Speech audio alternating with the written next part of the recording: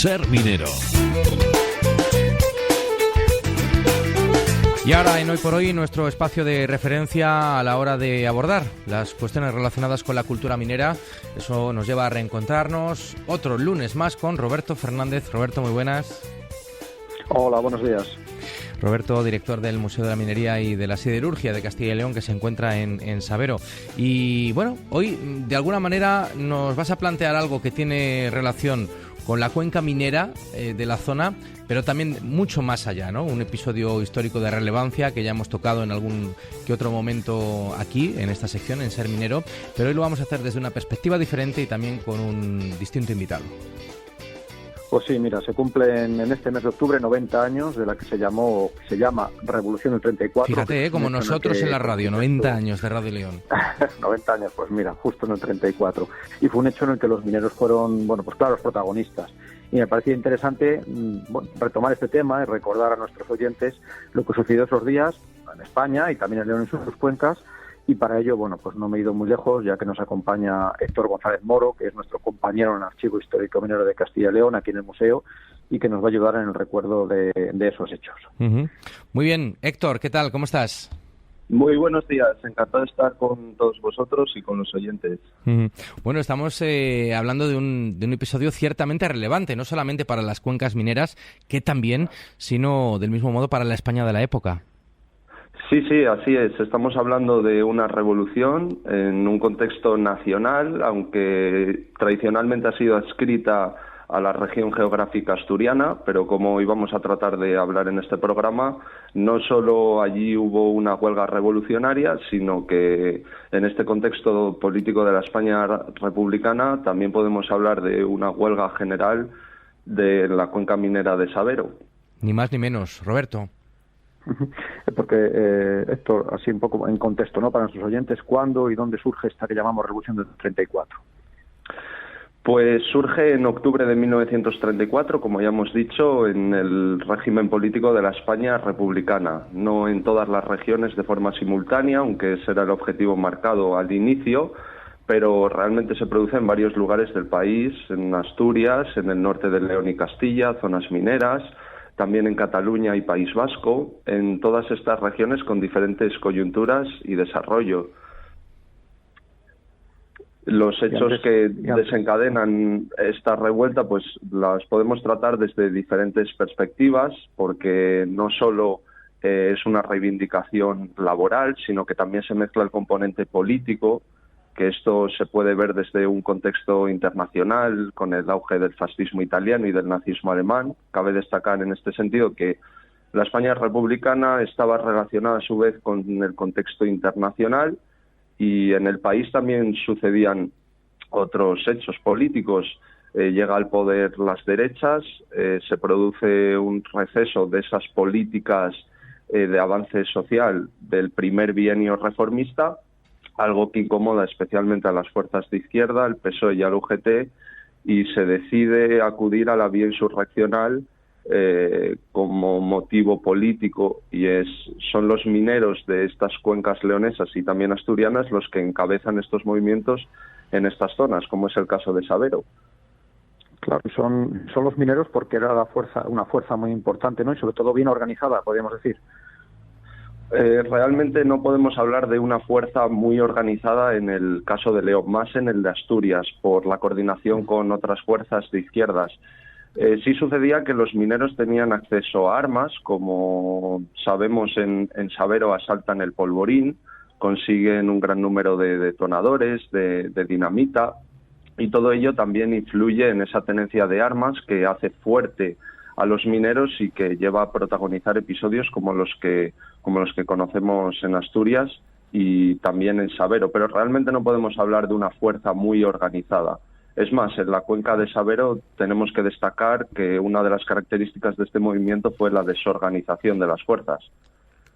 Bueno, estamos hablando de la Revolución del 34, muchos la llaman la Revolución de Asturias, pero bueno, por lo que nos cuentas, ¿verdad? También León y Palencia, por ejemplo, también estas zonas mineras nuestras también tuvieron su importancia, ¿verdad? Claro, desde luego. Hay que destacar que por el desarrollo y las consecuencias, sí es Asturias la región en la que más movimiento existe, donde se puede hablar de una revolución, Esto se debe pues al aparato político izquierdista implantado en Asturias y la tenencia de armas, como decíamos, pero como hemos dicho, no fue la única región en la que se dio este movimiento. Por ejemplo, en León tenemos el caso de los mineros de la Ciana, que bueno, ha sido estudiada por dos amigos del museo, Víctor del Reguero y Wenceslao Álvarez, que los mineros de la Ciana intentan tomar la ciudad de León y el aeródromo de la Virgen del Camino.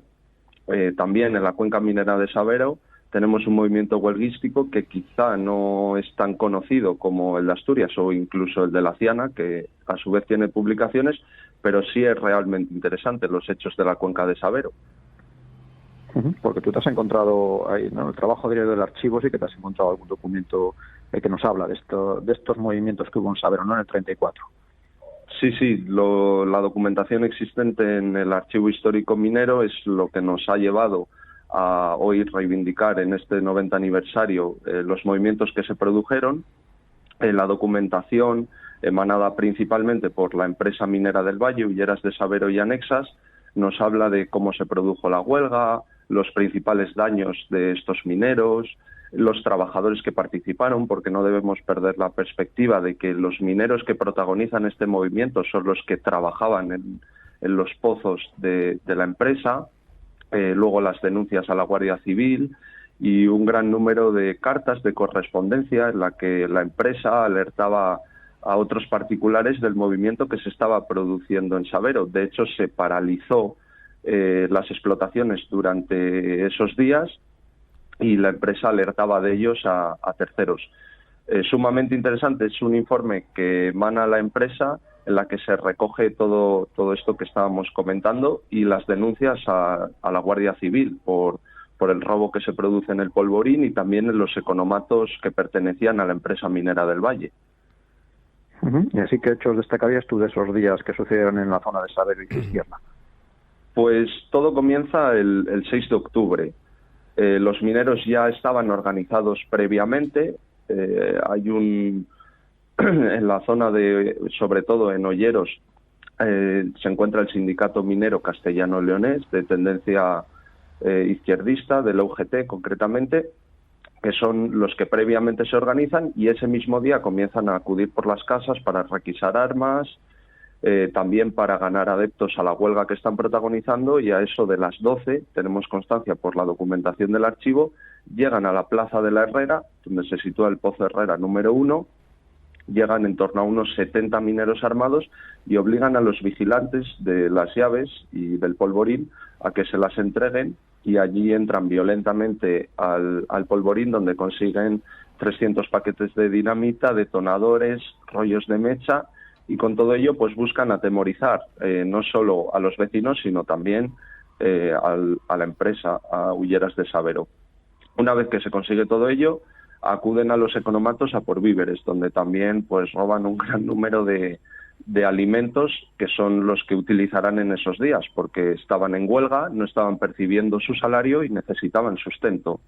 También se violenta la casa cuartel de la Guardia Civil de Sabero, se producen daños en las oficinas centrales de Hulleras de Sabero, con lo cual los mineros llegan a entrar en el edificio de la dirección y controlan todos los pueblos del valle, en definitiva.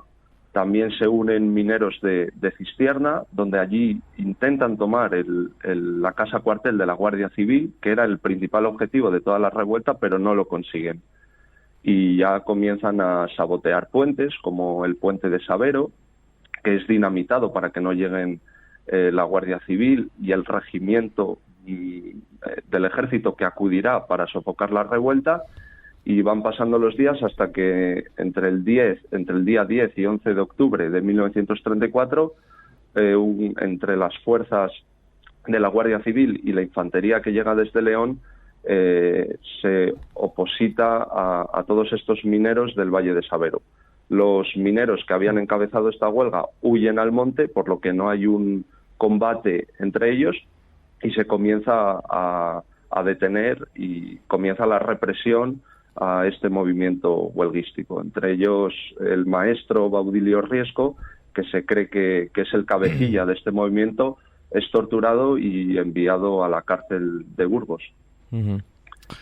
O sea, que duró muy poco, ¿no? Que al final fue una intentona reprimida rápidamente en esos días, ¿verdad?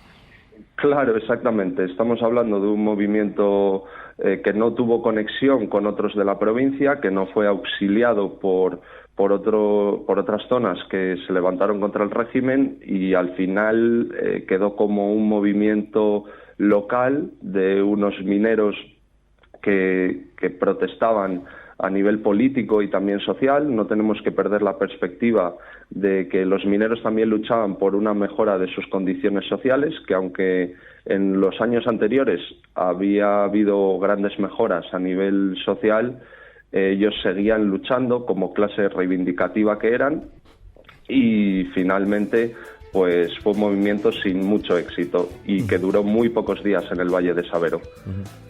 Bueno, pues un momento en nuestra historia y seguimos hablando de ello 90 años después. Muchísimas gracias, Héctor. Ha sido un placer charlar contigo y sobre todo particularmente escucharte. Un fuerte abrazo.